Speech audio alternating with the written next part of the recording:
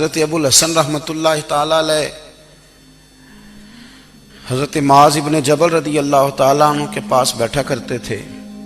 فرماتے ہیں ان سے جو پیار بڑھا تو پھر میرا مصلی سے بھی بڑھ گیا. تابعی ہیں. فرماتے ہیں صحابی رسول سے محبت ہوئی تو ذکر سے بھی ہو گئی, پھر درود شریف سے بھی ہو گئی. محبت ان سے بڑھی تو پھر اللہ نے مسجد کا پیار بھی بڑھا دیا. آپ فرماتے ہیں کہ میری ہر وقت طبیعت چاہتی تھی کہ بس اللہ اللہ کروں, بس اللہ اللہ کروں, بس نہ میں ذرا تھوڑی جان چھڑاؤں لوگوں سے, کو 10 منٹ ملے تو میں کو 4 نفل پڑھ لوں, میں تھوڑا سا نہ بچوں لوگوں سے, اور مجھے تسبیح ملے تو میں نہ کچھ 400-500 دفعہ استغفار پڑھوں, سبحان اللہ الحمدللہ اللہ اکبر لا حول ولا قوت الا باللہ, میں نہ تسبیحات پڑھوں. فرماتے ہیں کہ بچے تھے گھر میں 6-7, غربت تھی, کام ملتا کوئی نہیں تھا,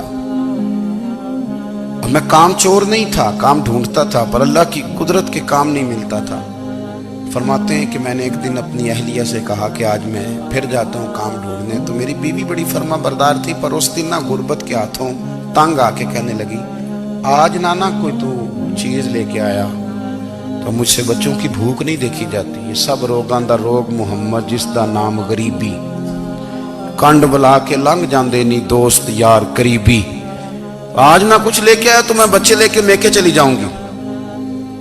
شیخ فرماتے ہیں کہ میں بڑا پریشان گھر سے نکلا, پر میں نے صبح سے لے کے زور تک کام ڈھونڈا, کام ملا کوئی نہیں. تو میرے دل میں خیال آیا چلو کام نہیں ملتا تو اللہ اللہ تو کرے نا, چلو بندوں کی مزدوری نہیں ملتی تو رب کریم کی عبادت ہی کرتے ہیں. فرماتے ہیں کہ میں نے نا فرات کے پانی سے وضو کیا, نہر کے, شدید دھوپ تھی, ساتھ ریت تھی اور ریت تپ رہی تھی.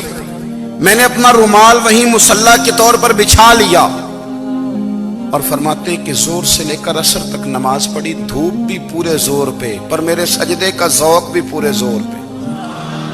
فرماتے ہیں سورج بھی چمک رہا ہے اور رب کی عبادت کا ذوق بھی پورے زور پہ. میں سجدہ کروں تو پھر میرا اٹھانے کو جی نہ چاہے. میرے استاد لکھا کرتے تھے, یہ ان کا شعر ہے, وہ کہا کرتے تھے مجھے سوز دے, مجھے ساز دے, اور مجھے نیم شب کا نیاز دے, دم سجدہ خود کو میں توڑ دوں, مجھے ایسا ذوق نماز دے. اور میں تیری بہار کا پھول ہوں, میں کھلا بھی ہوں تو تیرے لیے, مجھے میری شاخ سے توڑ لے, مجھے اپنی زلف کا ناز دے. بھائی فرماتے ہیں کہ عصر تک میں نے نفل پڑھے, دل ڈھلنے لگا, عصر کی نماز پڑھی اور میں وہاں سے چلا. اب میں جب نکلنے لگا تو دل میں خیال آیا کہ چھوٹی چھوٹی دیواریں ہیں گھر کی, بغیر کچھ لیے جاؤں گا تو بیوی دور سے دیکھے گی تو شور کرے گی کہ پھر خالی ہاتھ آ گیا ہے. کہتے میں نے اپنے اسی رومال میں جس میں میں نے نماز پڑھی تھی نا, رومال میں کی آخی دے پنجابی جسافہ کہتے ہیں, اسی میں نا میں نے کچھ ریت بھر لی کہ وہ دور سے دیکھے گی تو سمجھے گی کچھ لے کے آیا ہے, چلو جا کے اسے بتا دوں گا کہ آج پھر مزدوری نہیں ملی. کہتے ہیں وہ ریت لے کر جب میں گھر میں گیا تو پہلے بیوی دروازے پہ کھڑی ہوتی تھی, پوچھتی تھی خالی ہاتھ آ گئے ہو, آج میں نے دیکھا تو ہے ہی کوئی نہیں.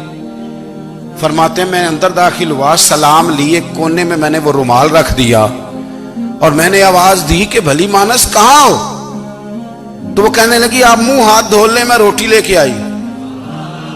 میں نے کہا روٹی کہاں سے آ گئی, یہاں تو کئی دنوں کے فاقے, تو کئی دنوں کی غربت ہے, یہاں تو اس گھر میں تو فقیری ہے. فرماتے ہیں کہ وہ روٹی لے کے آئی, اور اس وقت کی جو موجودہ نعمتیں تھیں, سمجھنے سلاد اچار ہر چیز ساتھ لائی. میں نے کہا کہ بچے کہاں گئے, کہنے لگی وہ کھانا کھا کے کھیلنے گئے, آپ کھانا کھا لیں آ جاتے. کھانا اس نے چن دیا. میں نے حیرت انگیز لہجے میں ساری نعمتیں اپنے دسترخوان پہ دیکھ کر کے بیوی سے پوچھا یہ کہاں سے آیا کھانا, بچوں کو تو نے کہاں سے کھانا کھلایا, یہ سارا کچھ کیسا ہے. کہنے لگی پتہ نہیں آج آپ کس کریم کی مزدوری کرنے چلے گئے تھے, پتہ نہیں کس کریم کی, میرے گھر میں تو اتنی نعمتیں آئی ہیں کہ مجھ سے سنبھالی نہیں جا رہی, اتنا اناج ہے, اتنا گندم ہے, کس کریم کے دروازے آج چلے گئے تھے. یہ کہتے کہتے وہ اٹھی اور اٹھ کر کے کہنے لگی پہلے بڑا کچھ آیا تھا, اب کیا لے آئے ہو. اور جا کر کے نا اس نے وہ ریت والا رومال کھولا کہنے لگے میں تو لے کے آیا تھا ریت، تو میرے رب نے اسے بھی سونے اور ہیرے بنا دیا تھا۔ جب آپ کی توجہ اللہ کی جانب، میرے نبی پاک صلی اللہ تعالی علیہ وسلم نے فرمایا ہر چیز اپنے رب سے مانگ، ہر چیز مانگ، ہر چیز مانگ۔ یا رسول اللہ کیا کچھ؟ میرے محبوب نے فرمایا تیرے گھر میں نمک بھی ختم ہو جائے تو وہ بھی اپنے رب سے مانگا کر، تو مانگنا وہ تجھے دے گا، تو اس کی بارگاہ میں کشکول طلب دراز تو کرنا۔ اور ترمذی شریف میں عجیب لفظ ہے، رسول کائنات نے فرمایا، رب کریم فرماتا ہے جب میرا بندہ ہاتھ اٹھاتا ہے نا تو مجھے حیا آتی ہے کہ میں خالی کیسے لوٹا دوں اس کے۔ اتنے بڑے بادشاہ کی بارگاہ میں، او بھائی لوگوں سے عزتیں تلاش کرتے ہو تو وہ کیا تمہیں عزت دیں گے؟ وہ تو کل اچھا کہتے ہیں پرسوں برا کہنے لگ جاتے ہیں۔ لوگوں کے سامنے گڈ بک میں آنا چاہو گے تو وہ تو سویرے تمہارے بارے میں کچھ کہیں گے، شام کچھ اور کہیں گے۔ اپنی روحانی زندگی آباد کریں، اپنے مسلح کو وقت دیں، اور دنیا سے چھپ کر اس موبائل کو بند کر کے اور اپنے آپ سے بھی چھپ کے اور تنہا ہو کے چھپا کے سارا کچھ اپنے آنسو اپنے رب کی بارگاہ میں پیش کریں، اس کے حضور حاضری دیں۔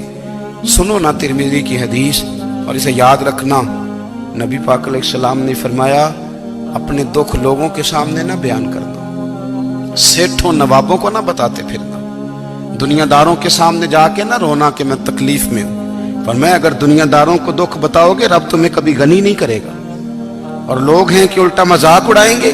آپ کی جس سے بڑی پکی یاری ہے نا، پکی، وہ تب تک پکی ہے جب تک آپ نے 50,000 مانگا نہیں، اور جس وقت آپ نے کہہ دیا کہ میں مجبور ہوں میری مدد کر تو پھر ختم ہو گئی دوستی۔ لوگوں کی تعلقات آپ کے ساتھ تب تک ہیں جب تک آپ ان سے کوئی ضرورت وابستہ نہیں کرتے۔ کریم محبوب فرمانے لگے بندوں کے سامنے دکھ نہ بیان کرنا، اللہ تجھے کبھی غنی نہیں کرے گا، تو اپنے دکھ اپنے رب کو بتا، تو دعائیں مانگ، تو اس کی بارگاہ میں حاضر ہو، تو اس کے حضور عرض کر۔ فرمایا اپنے دکھ اپنے رب کو بتا، وہ جلدی کرے یا دیر سے کرے تجھے ساری دنیا سے بے نیاز کر دے گا، تجھے کسی کا محتاج نہیں رہنے دے۔